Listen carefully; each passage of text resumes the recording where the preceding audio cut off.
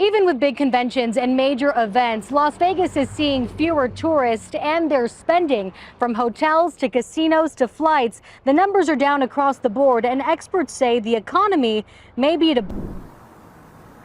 Sasha, it may have seemed like there was traction on the Strip when it came to tourists, but the tourists I spoke to told me they were underwhelmed with their experience. So I asked them, what would it take for you to keep coming back?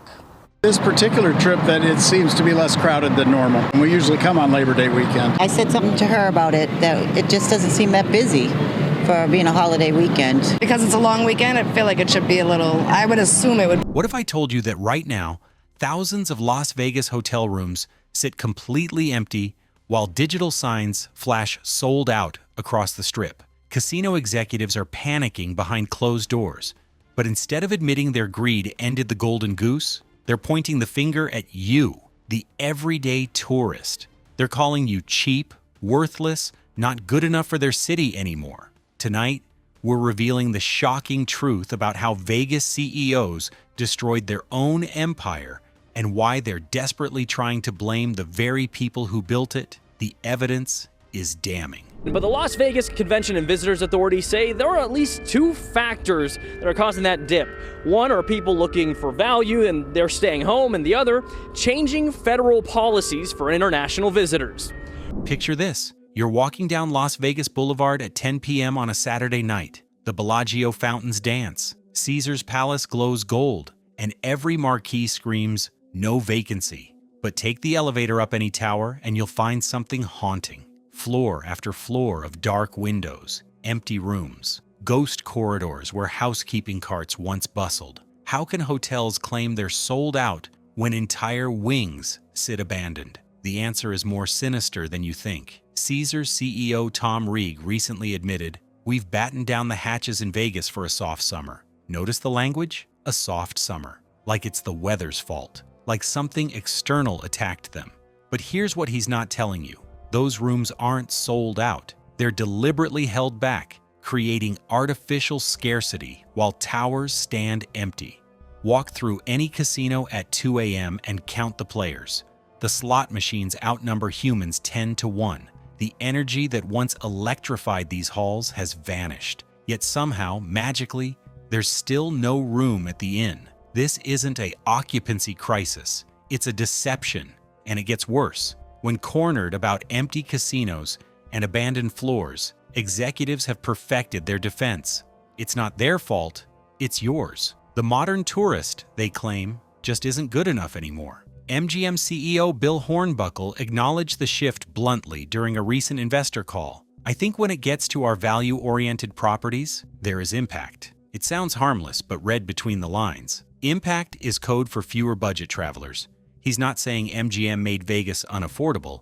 He's saying the lower spending crowd is falling away. The message between the numbers is clear. The people who built this city's heartbeat, working families, teachers, retirees, no longer fit the business model. The truth? These executives priced out the very people who made Vegas legendary. The couples celebrating anniversaries, the groups of friends pooling money for bachelor parties, the retirees who saved all year for one special trip. Now when revenues drop and rooms sit empty, these same CEOs point fingers at phantom economic forces. They blame inflation.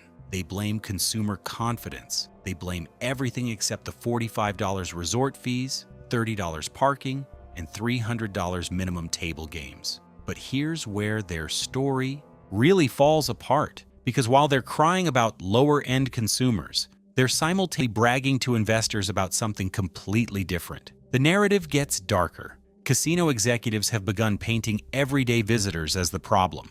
Not valuable enough, not sophisticated enough, simply not worthy of Las Vegas anymore. After MGM Resorts CEO Bill Hornbuckle acknowledged that high prices have contributed to a negative perception. HTTPS, Jotch. On the surface, it sounds like humility, but listen closer. It's not an apology, it's a rebrand. The message is clear. Cheap rooms and average guests no longer fit the vision. The families who built Vegas through decades of loyalty are now treated like uninvited guests at their own party. These aren't people who stopped spending. They're people the industry quietly decided weren't profitable enough to keep. Remember who built this city? steel workers from Pittsburgh who saved for months, school teachers from Iowa who made annual pilgrimages, small business owners from California who brought their employees for conventions. These people didn't just visit Vegas, they created Vegas. Their loyalty funded every tower, every fountain, every neon sign.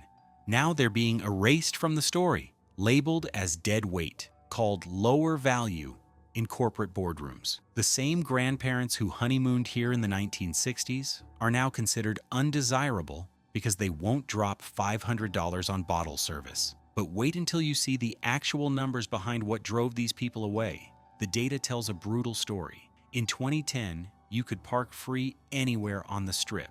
Today, that'll be $30. The legendary $7 buffet that fed millions? Now it's $75 for worse food. Resort fees that didn't exist 20 years ago? They're pushing $50 per night, mandatory, no exceptions. Derek Stevens, Circa CEO, recently admitted Vegas used to be known for cheap buffets. That's a bit in the past. A bit in the past? It's been executed and buried. The average family of 4 now faces $500 just to eat for one day. That's before they've placed a single bet or seen a single show. Here's what disappeared. The drive-in visitor from Arizona who'd spontaneously spend a weekend, gone. The young couple on their first adventure together, priced out. The grandmother who brought her grandkids for spring break can't afford it anymore. Between 2015 and 2024, the cost of a Vegas weekend increased 55%, while median household incomes rose just 21%. The executives call this natural market evolution, but there's nothing natural about systematically eliminating an entire economic class from your customer base, and they weren't done yet. The transformation was deliberate, surgical, every decision calculated to replace middle America with millionaires. They called it premium repositioning. In reality, it was economic eviction on a massive scale. Caesars CEO Tom Reeg didn't bother hiding the company's strategy. In an interview, he admitted, "You're bringing in higher value customers and you're already full, so you're kicking out the lowest end." There it is, plain as day. Vegas isn't about welcoming everyone anymore. It's about replacing everyday visitors with elite spenders, the hedge fund manager, the tech executive, the international high roller. Everyone else can admire the neon lights from their phone screens. Walk the Strip today and witness the transformation. Shops that once sold souvenirs now peddle $5,000 handbags. Restaurants that served families now require reservations months in advance with $300 minimums. The sports books that welcomed $5 bettors now have velvet ropes and VIP sections. Even the pools, once free with your room, now charge $200 for a basic daybed. They rebuilt Vegas for the 1%, demolished everything that made it accessible, then acted shocked when the 99% stopped showing up. The Mirage is rubble. Tropicana is gone. In their place rise ultra-luxury towers with $2,000 starting rates. But here's the problem with chasing billionaires. There aren't enough of them. And what happened during the pandemic exposed this fatal flaw completely. When COVID shut down the Strip in 2020, executives saw opportunity in catastrophe. While workers filed for unemployment and families struggled to survive, boardrooms plotted a radical transformation.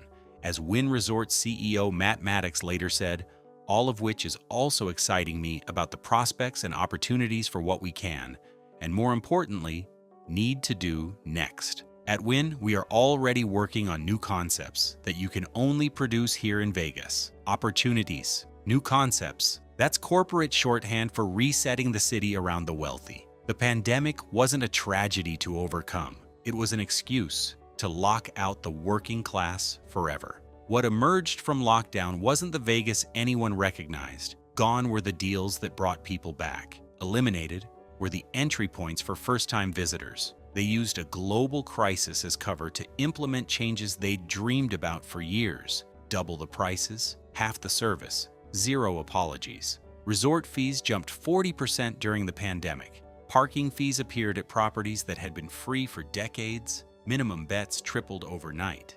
They called it adjusting to new realities. But the only reality was corporate greed, wearing a mask of necessity. This all eventually faded. The price increases didn't. They made temporary emergency measures permanent policy.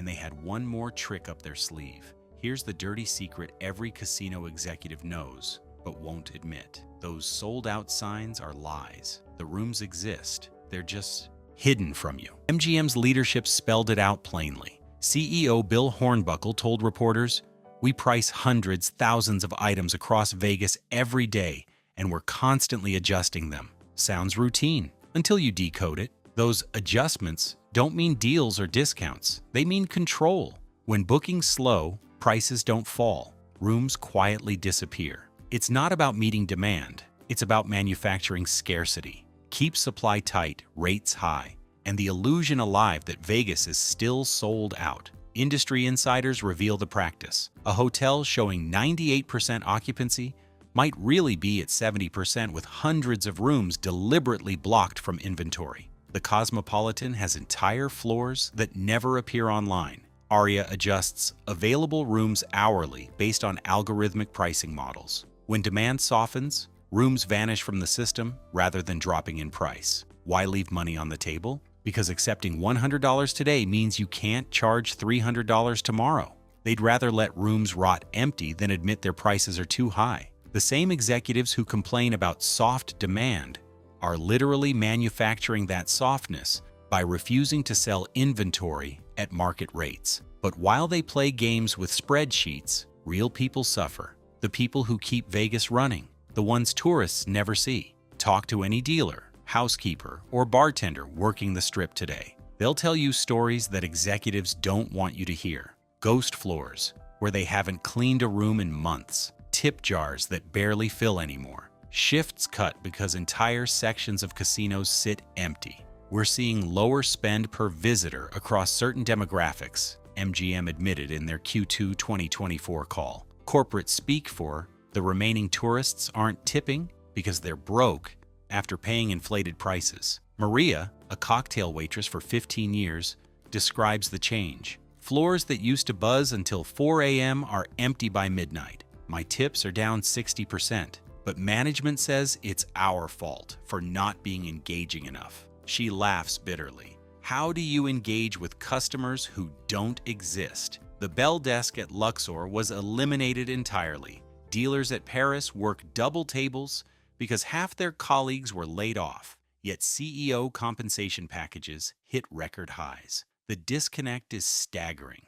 Workers who built careers serving Vegas visitors now struggle to pay rent, while executives blame those same visitors for not spending enough. These employees see the truth every shift. Empty restaurants, vacant gaming floors, abandoned hotel wings, while executives gaslight investors about changing preferences. The rebellion started on social media and spread like wildfire. Real visitors sharing real experiences. The comments are devastating. Spent $3,000 for 2 nights and felt like a criminal for not spending more. That's from Reddit last month. TikTok videos with millions of views show $30 breakfast receipts, $9 bottles of water, $45 to park your own car. The comment sections overflow with warnings. Don't go. Vegas is dead. They hate regular people now. Travel forums that once celebrated Vegas deals now compile horror stories. Facebook groups dedicated to Vegas trips have turned into support groups for people who feel scammed. The same tourists executives blame for everything are now actively destroying Vegas's reputation online. And they're not wrong. Young people who should be Vegas's future are choosing Nashville, Miami, anywhere else. Families are discovering that Disney World, incredibly, offers better value. International visitors are skipping Vegas entirely for destinations that still remember hospitality. The word-of-mouth destruction is complete. When someone asks about Vegas now, the response isn't excitement, it's warnings. Executives created their own worst enemies. Former loyalists turned evangelists against them, but they still won't admit the truth. Listen carefully to Derek Stevens, Circa's CEO. When pressed about what Vegas lost, I understand how some people miss those elements. Those elements. Not the heart of what made Vegas special, just elements. Disposable features. Like the millions of ordinary Americans who loved this city were just decorative pieces. This is the final insult. Vegas wasn't built by billionaires. It was built by bus drivers from Detroit who saved for that annual trip. by nurses from Seattle who planned girls' weekends, by construction workers from Denver who brought their families for spring break, generation after generation of working Americans who found magic in the desert. Those people didn't abandon Vegas. Vegas abandoned them, methodically, deliberately, with spreadsheets and algorithms and quarterly earnings calls. The city that once welcomed everyone with open arms now posts a sign that might as well read, "Millionaires only." The empty rooms aren't a mystery, they're monuments to greed. The abandoned floors aren't about soft demand, they're about hard hearts. The executives who blame tourists for not showing up are the same ones who locked the door. Vegas isn't dying because tourists left. It's dying because it forgot who loved it first.